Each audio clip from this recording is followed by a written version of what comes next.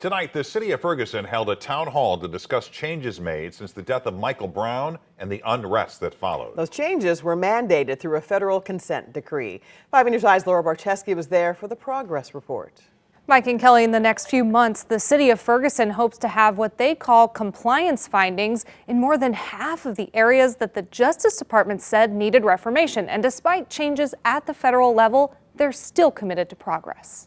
The U.S. Department of Justice identified these 19 areas that needed reform in the city of Ferguson. Many of them focus on policing and municipal courts. There are roughly 4 phases they have to go through for each area. First comes the work. Second, they ask for it to be audited by the DOJ and their federal monitor. Third, they ask for a finding of compliance. And lastly, if it's found in compliance, they can check it off and maintain it. Federal cuts had some citizens concerned, but Consent Decree Coordinator Pat Washington says they're still on track and everyone is still at the table. Everything that we started with before the president's executive order, we still have. Right now, they're asking for compliance findings in these 8 areas, including things like municipal code, bias-free policing, and the courts. You know how many amnesty days the City of Ferguson court has?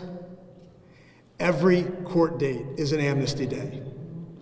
If you have warrants in the City of Ferguson and you want to deal with those warrants, you come to court. The city is asking for the DOJ to review or audit the work that's been done when it comes to body-worn cameras, voluntary stops, searches and seizures, First Amendment protections, and use of force. The Ferguson Police Department handles over 30-some thousand calls for police service each and every year.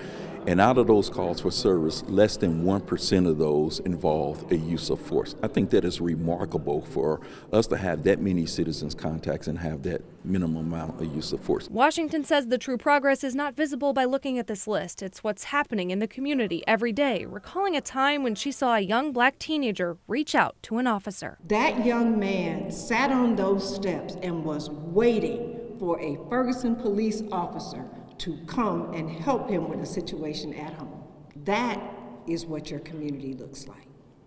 City officials expect they could be finished with meeting consent decree requirements sometime in the next 5 years or so, and then they will enter a 2-year monitoring period.